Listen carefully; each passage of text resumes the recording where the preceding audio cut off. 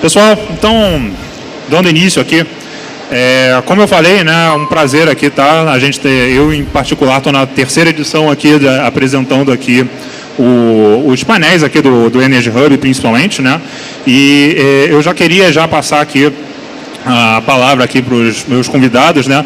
Colocando uma das perguntas mais relevantes que tem, né? Que é quais tecnologias emergentes que vocês acham mais atraentes aqui para essa questão de transição energética. E se vocês pudessem comentar alguns cases, algumas coisas práticas que vocês veem na indústria, seria bom aqui para o pessoal entender, né? Então, uma pergunta aqui para a mesa, né? Acho que a gente pode começar aqui pela ordem aí pelo Vitor, né? Vitor, se você quiser, pode se apresentar também.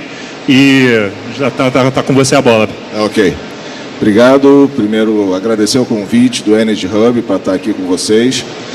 Agradeço também a toda a audiência que está aqui prestigiando esse debate super bacana sobre um tema super relevante para todos nós, tanto a nível das organizações que a gente representa, como a caráter pessoal que impacta a vida de todos nós. Né? Bom, como foi colocado, eu sou o Victor Venâncio, eu sou diretor de soluções digitais do Samsung Group, uma das maiores empresas alemãs na área de tecnologia com foco em indústria.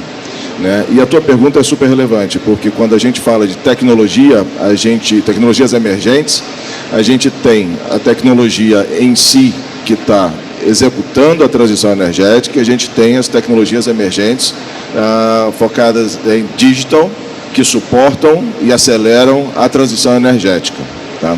No meu caso, eu atuo com as tecnologias que aceleram os processos das jornadas de transformação digital dentro da transição energética. Tá? E aí essas tecnologias emergentes, eu destacaria, sem sombra de dúvidas, a inteligência artificial, né, que caiu no senso comum com o ChatGPT, né? Até bem pouco tempo atrás ninguém falava de inteligência artificial e hoje todo mundo comenta, caiu no uso comum, né?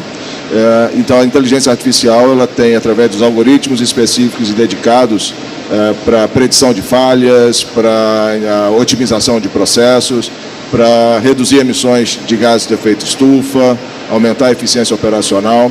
Então, eu diria que é a principal tecnologia que está impactando a jornada a transição energética. Outras tecnologias são super relevantes, como o IoT, né, Internet das Coisas, né, e também o IIoT, Industrial Internet of Things, né, que já seria com os ativos de chão de fábrica. Né. Há um contexto muito interessante, né, que quando a gente fala de uma organização que está executando a transição energética, e a gente tem aqui a Raizen e a Ocean que estão fazendo isso na prática, eles atuam diretamente na tecnologia da transição, eu atuo nas tecnologias que aceleram a transição, né? Então é fundamental que se tenha uma atuação coordenada, tanto dos ativos industriais, como no corporativo e como na área de negócios. Né? Então eu destacaria principalmente a inteligência artificial, o acesso, a facilidade de você colocar sensores através do IoT, né, e todas as derivações que vêm dessas tecnologias emergentes. Show de bola. Isso daqui é interessante, tá, pessoal? Porque me leva a pensar também numa questão aí, como que o Digital Twin, como que essas palavras novas aí que vêm saindo bastante na indústria, né, podem ser aplicadas aí no contexto aí de transição energética, né? Mas antes de entrar nas questões, acho que a gente pode tentar eventualmente abordar isso daí em uma outra pergunta, mas queria ouvir de você, Samuel, quais vocês acham que realmente as tecnologias aí do futuro que podem ser aplicadas aí para a transição? Boa, obrigado a todos. Meu nome é Samuel Pereira, boa tarde a todos. É um prazer estar aqui com vocês hoje. Obrigado à plateia por participar dessa conversa. Eu sou responsável na Raizen pelo aspecto de transição energética e investimentos. Então a Raizen hoje, em faturamento, é a terceira maior empresa do Brasil. É uma empresa integrada em energia e, através dos nossos dois shareholders, que hoje é a Shell e a Cosan, nós viemos trabalhando nos últimos anos do ponto de vista de como é que a gente pode fornecer soluções renováveis para os nossos mercados, tá? Através da nossa cadeia de valor. Quando eu falo de cadeia de valor, é uma cadeia de valor baseada totalmente na cana-de-açúcar, então é uma cadeia de valor do mercado sucroenergético, e a gente vê 4 ondas muito claras do ponto de vista de transição energética. O primeiro momento foi lá 60 anos atrás, quando a gente desenvolveu basicamente o etanol de primeira geração e o açúcar, e hoje todos aqui, eu imagino, já são consumidores do etanol no abastecimento dos carros. A segunda geração que a gente viu nessa indústria foi a bioeletricidade. Então a gente fornece hoje um grande volume de bioeletricidade para o grid. A terceira onda, que é a onda que a gente está agora, que a gente está investindo, é a onda do etanol de segunda geração e do biogás. Então hoje a minha empresa vem apostando nessas 2 soluções de descarbonização. Nós temos planos estratégicos e planos de crescimento. Anunciamos recentemente a construção de 8 plantas de etanol de segunda geração. E a Raízen provavelmente a empresa mais avançada nessa tecnologia no mundo. Além de conectar com o etanol de segunda geração e nossas usinas, nossos parques de bioenergia, também utilizando resíduos na produção de biogás. Isso vai nos levar para a 4ª geração. A 4ª geração, de fato, é uma geração onde a gente aproveita todos os resíduos da nossa indústria. Então, a vinhaça da primeira geração do etanol ou a torta de filtro da produção de biogás para a gente produzir outros produtos renováveis que favoreçam a transição energética. E aqui a gente está falando de hidrogênio, biometanol, novos tipos de açúcar, proteínas alternativas, enfim. É um mundo que se abre e a gente consegue deixar a nossa indústria cada vez mais circular. Show de bola. Pessoal, vocês veem então aqui, né, através aqui do exemplo aqui que o Vitor deu e que o Samuel deu, né, que são... É engraçado como que a inovação pode ser usada em dois aspectos diferentes, né? O Vitor falou aqui da parte de digitalização, principalmente, né? Em como que ele pode ajudar aí com soluções que podem potencializar essa transição energética. E o Samuel falou principalmente aí da transição, das soluções aplicáveis na transição energética mesmo, né? Como que inovação pode ser utilizado.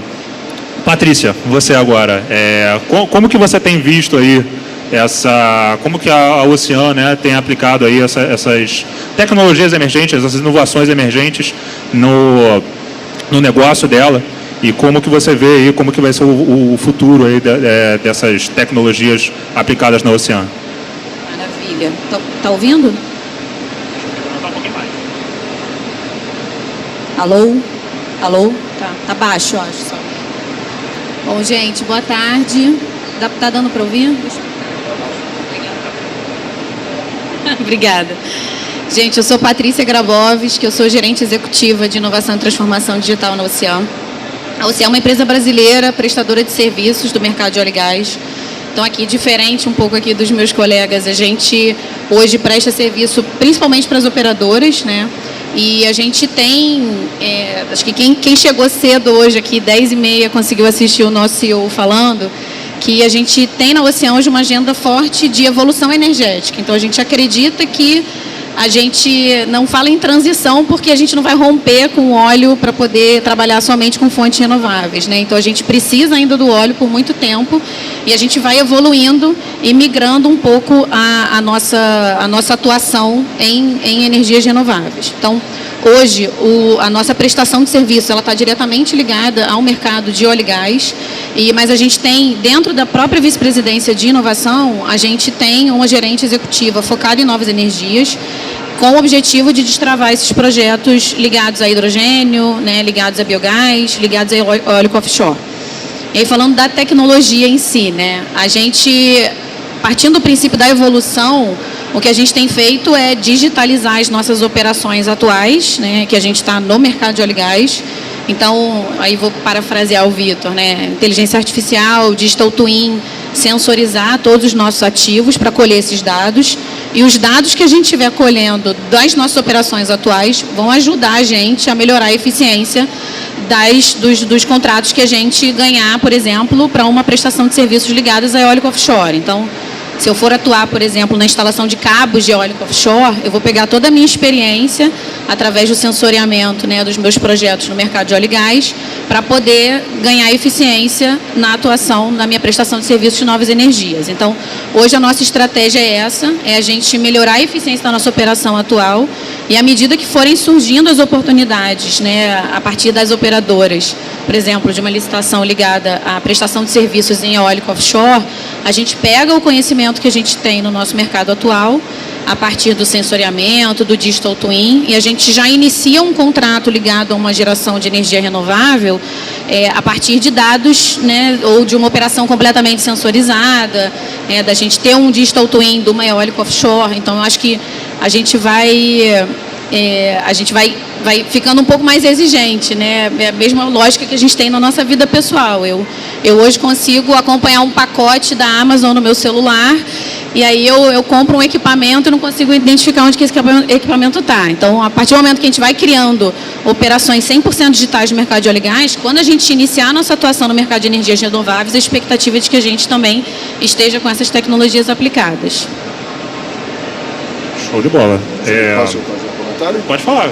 Acho super interessante. A organização do evento foi muito feliz em colocar 3 pontos de vista que se complementam, porque muita gente demoniza o óleo e gás, mas é fundamental e vai ser fundamental na transição energética. Não tem como a gente viver sem o petróleo, né? O gás passa a ser uma energia de transição, né? E independentemente de você estar com óleo e gás fóssil ou com bioenergia, dessas novas tecnologias que a gente citou, a tecnologia ajuda tanto o óleo e gás como bioenergia, como todos os outros demais segmentos de mercado a serem mais eficientes, a evitar desperdício, tá? A usar, e na medida que a gente usa estrategicamente os dados, a gente consegue gerar mais valor compartilhado para toda a sociedade, que aí impacta todos nós. Então, eu acho muito legal essa abertura do painel, a gente conseguir trazer esses 3 pontos de vista aqui que se complementam. É importante ver como que essa parte de digitalização acaba sendo uma coisa extremamente transversal, que afeta todos os setores, né? Não só um setor apenas, siderurgia, cervejaria, todos os setores acabam sendo impactados, assim, e naturalmente que sustentabilidade é o tema, né? E pode ser não só sustentabilidade, né, mas focando aqui na parte de sustentabilidade, é natural que o Digital Twin, todas essas coisas aí afetem e beneficiem isso daí no final das contas, né? Mas, puxando a bola um pouquinho agora para você, Samuel, eu queria entender um pouco agora indo para uma parte mais não tão digital assim, mas eu queria entender um pouco como que a eletrificação em si acaba afetando bastante a indústria, não só a indústria, mas o transporte em si, e principalmente a indústria aí que você está inserido. Legal, a eletrificação está acontecendo, acho que ninguém tem dúvida disso, e talvez quando a gente fala do ponto de vista de descarbonização, seja uma das coisas mais fáceis que a gente pode fazer hoje no mundo, né? A gente está falando de energia solar, a gente está falando de energia eólica. Então, acho que isso está acontecendo e a gente entende que vai ser aplicado em diferentes tipos de indústrias, né? Do ponto de vista de mobilidade, por exemplo, a gente sabe que os carros elétricos vieram, né? Está acontecendo, está se consolidando e vai vir para ficar, né? Embora a gente também acha que, principalmente para algumas matrizes, e quando eu falo da matriz brasileira, talvez faça sentido também ter carros híbridos, né? Então, carros, por exemplo, elétricos e etanol, e talvez essa seja a melhor solução do ponto de vista de descarbonização. Acho que é importante entender que transição energética é um problema global, mas eu acho que existem soluções locais que a gente tem que aplicar na transição, tá? O segundo ponto que eu queria trazer é o que você trouxe, né? São outras indústrias. A gente sabe que nem todas as indústrias é possível eletrificar, né? Então, quando a gente está falando, por exemplo, de aviação, navios, embarcações, indústria química e petroquímica, talvez a gente precise, ou seja, setores que a gente chama de hard to abate, setores difíceis de descarbonizar, talvez a gente precise investir numa pluralidade de soluções, né? Não existe uma única solução, não existe uma bala de prata, eu gosto de falar, não existe um canivete suíço, né? Aqui você vai chegar lá, hidrogênio é uma solução única para todas aquelas indústrias. A gente tem que acreditar que a gente tem que desenvolver todos os tipos de solução principalmente baseado na sua matriz energética disponível, até porque quando a gente fala de eletrificação, a densidade energética que você consegue entregar através da eletrificação, hoje não existe tecnologias de baterias, por exemplo, disponíveis que você consiga alimentar, por exemplo, transporte pesado, como por exemplo avião que eu já citei, navios, trens e afins. Então, a gente acredita muito na eletrificação, ela está acontecendo, ela veio para ficar, é o primeiro passo, mas a gente não pode deixar de perder o olhar para outras soluções que são importantes para a gente descarbonizar todos os setores e chegar nas metas de descarbonização que o nosso mundo precisa. Só queria lembrar um ponto adicional, de que o Brasil hoje ele é benchmark a nível global. Nós temos a matriz energética mais limpa do mundo e a nossa produção de óleo e gás é a que tem menor intensidade de carbono na produção. Então, se tem alguma coisa que o Brasil pode se orgulhar, é desse ponto aí em relação à descarbonização e a cumprir as metas do Acordo de Paris, né? Só que é importante ressaltar isso, né? Que a gente tem o costume de sempre malhar tudo que acontece no Brasil, mas nesse ponto as empresas estão dando um show de bola e o Brasil é referência global. Se eu puder só completar seu ponto, assim, a gente é referência tanto de energia limpa na prática, né? Tanto em biocombustíveis hoje, a gente blenda o maior volume de etanol na gasolina do mundo, né? Então hoje a gente tem dos maiores perfis de produção de biocombustíveis e de blend de biocombustíveis, e a nossa matriz energética também é hidrelétrica, tem energia de biomassa e afins, e o que transforma a gente numa superpotência nesse sentido. Samuel, eu vou puxar um pouquinho o gancho do que você falou da dificuldade. Você falou de uma dificuldade técnica, né, no final das contas, né, de você conseguir implementar aviões ou outros tipos de transporte via eletrificação, né, via energia elétrica. E eu queria que você abordasse um pouquinho mais, né, antes de passar depois para a Patrícia e para Vitor, quais são os principais desafios que... e aí você não precisa falar só tecnológico, você pode falar também cultural, dessa implementação aí das inovações no setor da Raízen, por exemplo. Sim. Acho que quando a gente fala de transição energética, a gente está falando de persistência, né? Não é simples você sair de uma matriz fóssil para uma matriz renovável. Eu acho que a gente precisa, de fato, aplicar primeiro tecnologia. Então, no caso do etanol de segunda geração, que a gente da Raízen se orgulha de ter a principal tecnologia do mundo hoje, né? A gente investiu nessa tecnologia numa planta industrial em 2014. Desde lá a gente veio rodando uma única planta, 2014 até 2022. Para agora, em 2022, a gente se sentir seguro de fazer um plano de expansão agressivo para que a gente entregue etanol de segunda geração, ou seja, etanol de resíduos da cana-de-açúcar, ou seja, eu converto a palha e o bagaço, que era uma fonte de energia que antes eu deixava no campo, e eu transformo isso em etanol de segunda geração, que é um produto que entrega uma descarbonização ainda maior do que o etanol de primeira geração, quando você fala do ponto de vista de intensidade de carbono, né? Então, quando eu comparo a emissão da produção de gasolina versus a emissão da produção de etanol. Então, eu acho que requer trabalhos com o governo, trabalhos com a universidade, trabalhos com startups e muita resiliência para que, de fato, a gente consiga entregar soluções inovadoras para a transição energética. Legal. Patrícia, agora, indo para você. Como que você vê aí o ecossistema, a parte... E aí você pode estender um pouquinho mais, não só pensando em sustentabilidade, mas se você quiser pode falar do ESG como um todo, né? E como que você vê na Ocean aí as aplicações aí das tecnologias de inovação aplicadas aí para a sustentabilidade em si?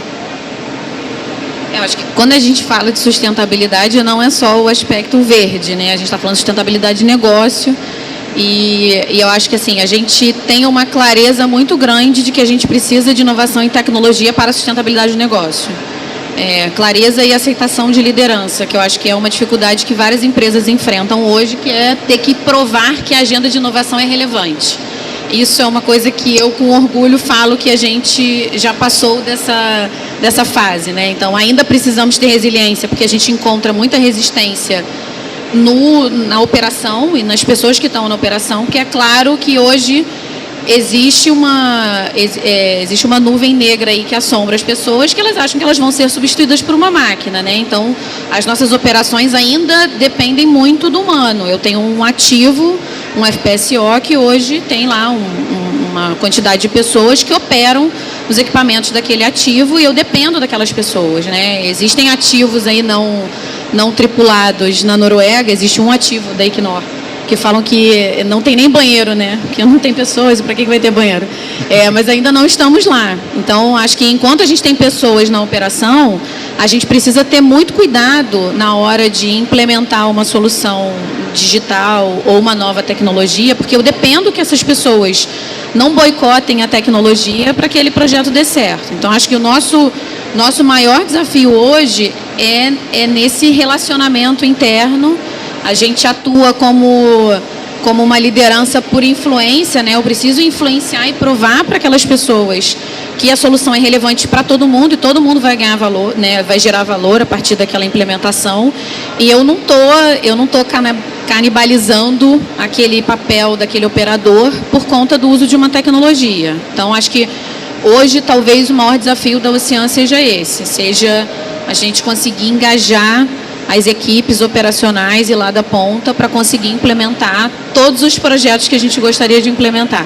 E aí tem solução que não dá certo e a gente tem que entender se não deu certo porque a solução não é boa ou ela não foi muito bem utilizada, né? Então existe um trabalho ali, um pouco de investigação do nosso lado também.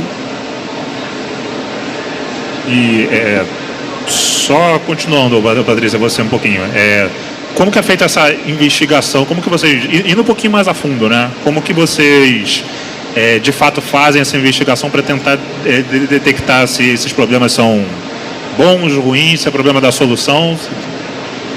Bom, aí não existe receita de bolo, né? A gente fala, a gente é meio psicólogo, assim, gerente de inovação é meio psicólogo. Às vezes a gente tem que marcar uma reunião e falar, gente, fala aí, qual foi o problema, né? Eu vou te escutar.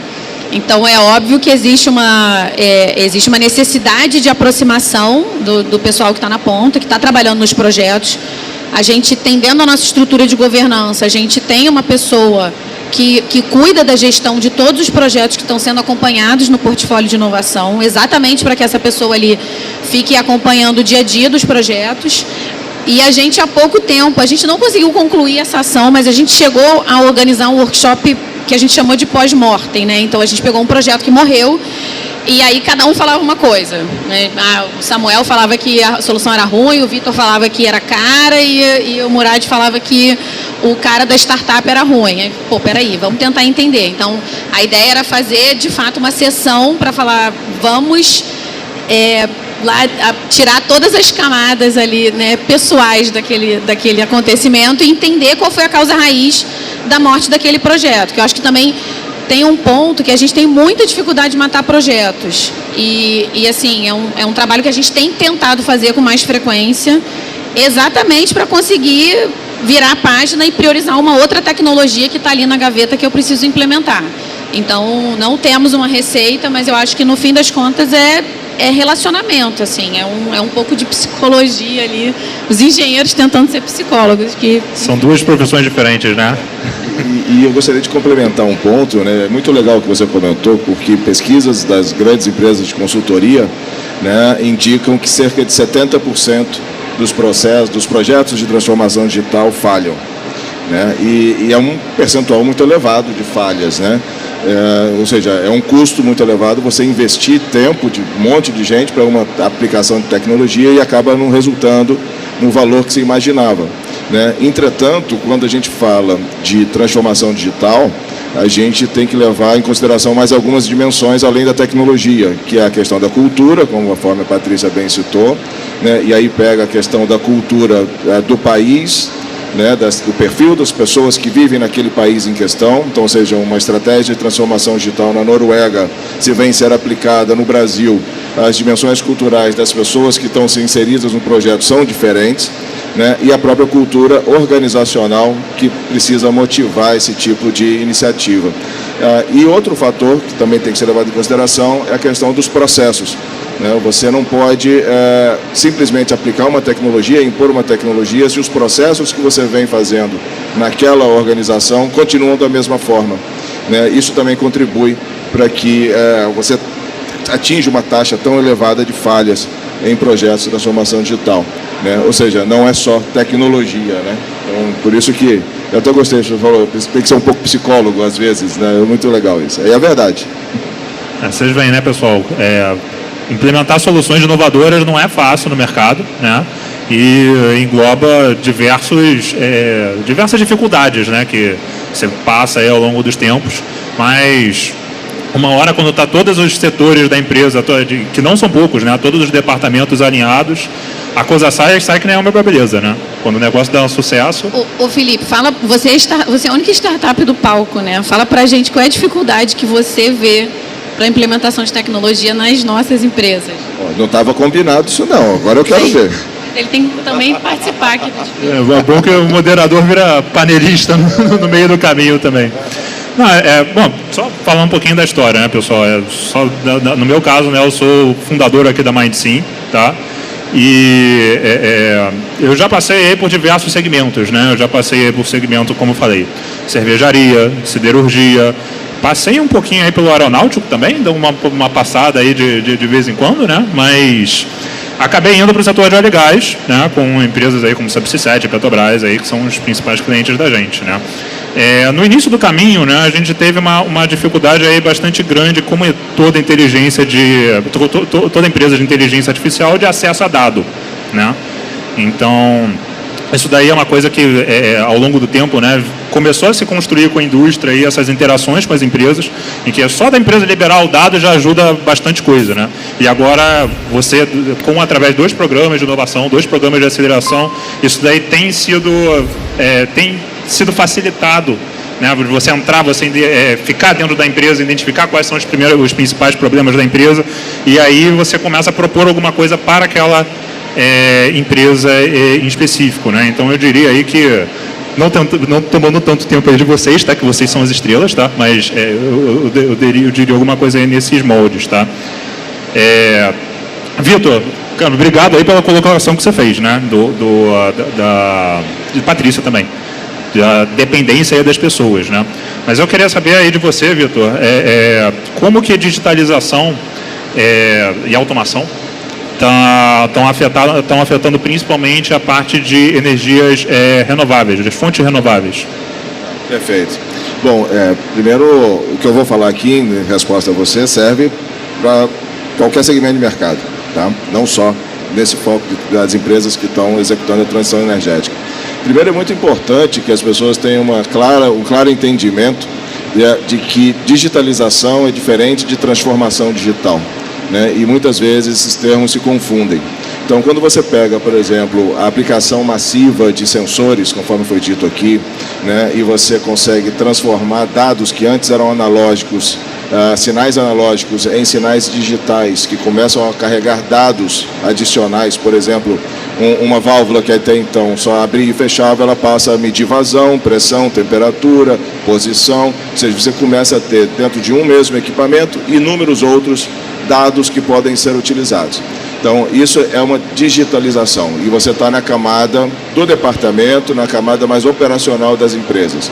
Então, se, por exemplo, eu tenho um compressor que tem lá os sensores de 4 a 20 mA, automação, tal, eu vou botar ali sensores adicionais em IoT, já mandando sinal para a nuvem, ou seja, você está digitalizando, né? Quando a gente fala em indústria 4.0, são todas as tecnologias emergentes, alguma dessas que eu citei aqui, que compõem esse período que começou de 2012 para cá, da 4ª Revolução Industrial.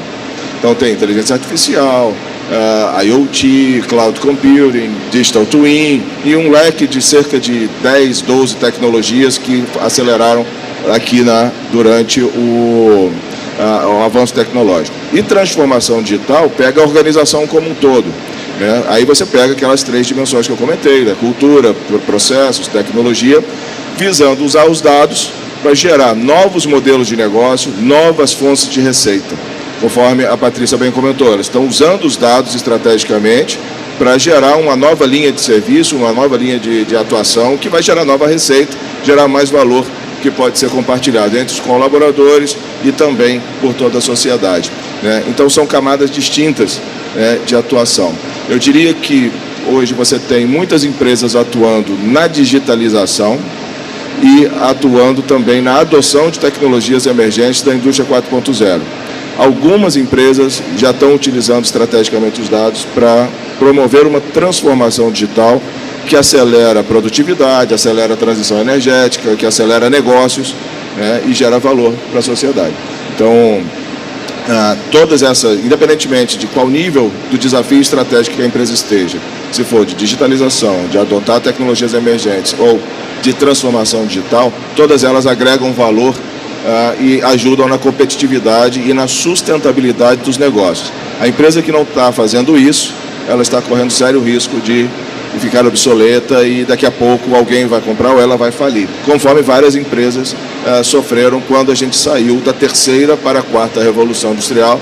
Aconteceu a mesma coisa quando mudamos da segunda para a terceira, e é o ciclo natural de renovação dos negócios. Excelente, bem completa a resposta, Vitor. Não, você vê principalmente como que essa parte aí de digitalização ele pode realmente abrir um leque de novas coisas que podem ser tratadas, né? E principalmente como que outros players, outras empresas que nem fazem a digitalização podem se aproveitar disso daí, né? Aquele negócio, né? Como quando uma tecnologia nova surge, né? ChatGPT ou qualquer outra coisa do tipo, né? Várias outras empresas acabam se aproveitando disso daí, né? Isso daí pode também auxiliar não só na busca de novos negócios, mas também na otimização dos negócios já anteriores, né? Ou seja, a tecnologia tem, tanto na parte de digital, como nos processos e na produção. É uma questão de adotá-las e colocar para gerar algum benefício comum, né? Exato. Eu queria também saber, a gente está começando aí para os momentos finais aí do nosso painel, tá, pessoal?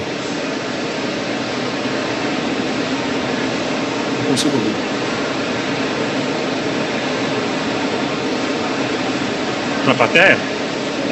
Não, liberaram aqui então para perguntar para a plateia. Pessoal, alguém tem alguma pergunta aqui para fazer para os nossos convidados em si? É de graça, pode perguntar. Não tem custo adicional não, né?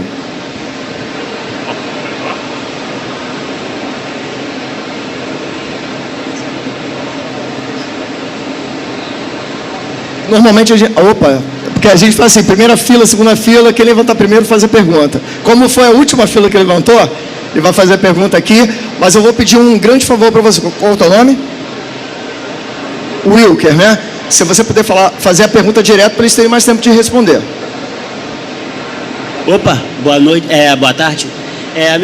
A pergunta é para a Patrícia, em relação ao seguinte, dentro da transformação digital e do mundo de inovação, quando você tem um novo produto, uma nova entrada de produto, ela é muito difícil você passar pelaquela barreira de adoção, né? O famoso abismo entre que existe dentro da barreira de adoção. Como que você vê a melhor forma para fazer com que uma tecnologia, um produto, ou o que você está querendo implementar dentro da Ocean consiga passar desse abismo, né? Que é primeiro os inovadores, os visionários e depois a grande maioria, né? Patrícia, antes de você responder, Wilker, fala de onde você é, cara. Qual a caravana que você veio, Wilker? Exatamente. Da caravana da Infotec Brasil. Legal, obrigado pela pergunta. Hoje, grande parte dos nossos projetos, eles são oriundos de programas de inovação aberta, a partir do relacionamento com startups. Então, a gente começou a ter uma agenda mais estruturada de governança de inovação a partir do programa de inovação aberta em 2019. E aí a gente tem um frame muito amarrado para conduzir esse processo desde a entrada da startup com a solução até o rollout daquele produto ou daquele serviço. Então, isso ajudou a gente, a estrutura do processo ajudou muito a gente a criar uma fábrica ali, a gente tem uma linha de fábrica de produção de pilotos e hoje a nossa taxa de conversão de piloto para rollout é de 73%, o que é muito alto. Então, né, mais de 70% dos nossos pilotos viram produtos escalados dentro da Ocean. Isso não significa que tudo dá certo, né, e que é fácil, enfim. Então, a gente cria dentro do frame do piloto, existem as etapas que são testadas, a gente tenta já comprovar que existe valor gerado no piloto e a gente traz o time de operação para participar do piloto. Então, o meu time de inovação orquestra esse processo, mas quem participa do piloto é a operação. Então, isso facilita, porque na hora que eu falo para a operação, toma, agora a gente finalizou o piloto, geralmente quem apresenta até o resultado do piloto é o líder da operação. Tá? Então, isso facilita um pouco, porque eu não tenho um processo de handover da inovação para o time operacional, né? Então, a operação já estava ali participando. Quando eu não tenho a operação participando, é mais difícil. A gente fala que eu não tenho que fazer um handover, eu tenho que fazer uma venda. Então, o meu time de inovação precisa vender aquele piloto, que às vezes é super bem sucedido, mas eu preciso vender ele para a operação. Aí é bem mais difícil. Então, eu acho que o que a gente encontra de solução é quanto mais cedo a gente trouxer o time operacional, melhor. Esse é, talvez, assim, o caminho que a gente tenha encontrado. Tá? E aí eu não preciso ficar convencendo ou encontrando alguém que queira pagar a escala daquela solução. O time já está comprado desde o começo. Realmente, quando tem um caso desse tipo, é a melhor coisa possível, né? Quando você tem realmente o time da operação que compra a ideia, é o melhor caso possível. Pessoal, vamos aí para a parte das considerações finais, tá, de cada um. Mas nas considerações finais eu queria que você respondesse uma perguntinha também, né? Sou uma startup, um agente do governo, uma instituição acadêmica, e como que eu consigo, através de qual programa, através de qual meio que eu consigo me relacionar com a Ocean, com a Raizen ou com a Samsung Group? A gente pode começar com a Patrícia, já que ela já puxou o assunto aí da... Não, maravilha. Volver. Bom, a gente tem nosso programa de inovação aberta hoje chamado Ocean Waves, a gente tem um site, oceanwaves.com. Hoje a gente trabalha mais com lotes de chamadas, né? Isso facilita um pouco o nosso processo aqui de governança e a gente não deixa ali muita gente sem resposta, porque senão é muito difícil o canal ficar aberto, fica sempre entrando solução. E às vezes a gente não dá conta de responder. Então agora a gente não está com nenhuma chamada aberta, mas a gente tem uma opção lá de se cadastrar na nossa base, né? Então, principalmente se você é startup, a gente sugere que se cadastre no nosso site, oceanwaves.com. E também estamos super disponíveis, enfim, LinkedIn, a gente tem um time, nosso time de inovação, temos o Caio e a Fernanda estão aqui também, então nos procurem. A gente tenta participar de eventos como esse exatamente para continuar mantendo o nosso canal de entrada aberto. Às vezes é difícil, né? Porque a gente precisa priorizar os projetos, mas a nossa ideia de estar aqui é exatamente para continuar mantendo a Ocean como um player relevante dentro do ecossistema. Então, se você é uma startup, principalmente se você é uma startup que tem soluções ligadas a novas energias, né, e à transição energética, pode procurar a gente. Samuel. Legal. A Raizen tem o Pulse, que é um programa de inovação aberta também. A gente atua já há mais de 6 anos ajudando as startups a se desenvolver, tá? Tanto do lado de agronomia, soluções agrícolas, quanto novas tecnologias. E o nosso time de tecnologia também vem buscando ativamente empresas que tenham tecnologias para a transição energética. Eu acho que um caso super legal que a gente concluiu agora foi o nosso investimento junto com a Shell e outros parceiros. Uma dessas startups é a Hydro, num projeto de transição energética para a gente produzir hidrogênio a partir do etanol. A gente está implementando isso junto com a Universidade de São Paulo, com a USP, e a gente vai construir um posto de gasolina e fazer o retrofit de 3 ônibus para rodar com hidrogênio verde a partir do etanol na cidade universitária de São Paulo. Então é um dos exemplos que a gente pegou em startup, junto com os nossos shareholders, junto com grandes empresas, por exemplo, e aceleradoras, por exemplo, o Senai, e uma colaboração mista na prática, a gente conseguiu fazer um projeto que pode ser muito legal para o país no futuro, se a gente conseguir transformar o etanol em hidrogênio e demonstrar isso lá na Universidade de São Paulo. É um projeto bem desafiador mesmo. Vitor, você legal. Agora. Bom, interessante, porque o perfil da Samsung, a Samsung é uma empresa centenária, nós temos 116 anos, né? Então, você falar de inovação dentro de uma empresa alemã centenária é sempre um desafio, né? E nós desenvolvemos uma cultura interna de poder promover a inovação, tá, através de processos de inovação aberta a nível global. Nós fizemos diversas aquisições de startups para fomentar a nossa unidade de negócio de soluções digitais. Se tiver alguma empresa que trabalhe, alguma startup que atue tanto na área de hard engineering, mecânica dura, metais, também nos interessa. Tá? Nós somos fabricantes de válvulas para controles complexos, serviços severos dentro da indústria de óleo e gás, de energia, de diversos segmentos de mercado, né? E temos toda uma área de digital, a qual eu sou o diretor para a América Latina. Então, a gente tem esse programa de pesquisa e desenvolvimento da essência do termo, da engenharia pesada, e tem uma outra área de inovação aberta, onde a gente criou um nosso ecossistema para poder, conjuntamente com as startups, com outras empresas, a gente extrair soluções que venham gerar valor para os nossos clientes, né? E dentro desse contexto, algumas passam por um processo de aquisição.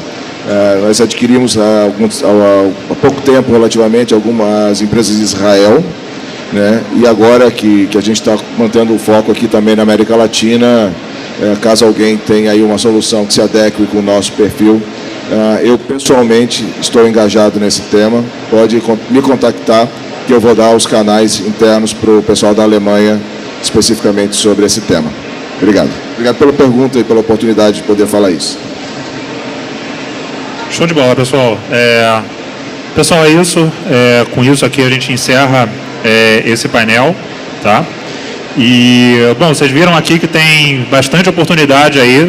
Procurem os palestrantes, procurem aí se conectar com a indústria para promover aí esse tema de transição energética, digitalização. Aqui foi comentado aí bastante coisa sobre duas vertentes aí diferentes, uma que é a digitalização e outra a parte da transição energética mesmo, tá? Qualquer coisa aí, Patrícia, Samuel e Vitor, acho que estão disponíveis aí para vocês conversarem. E é isso, pessoal. Muito obrigado.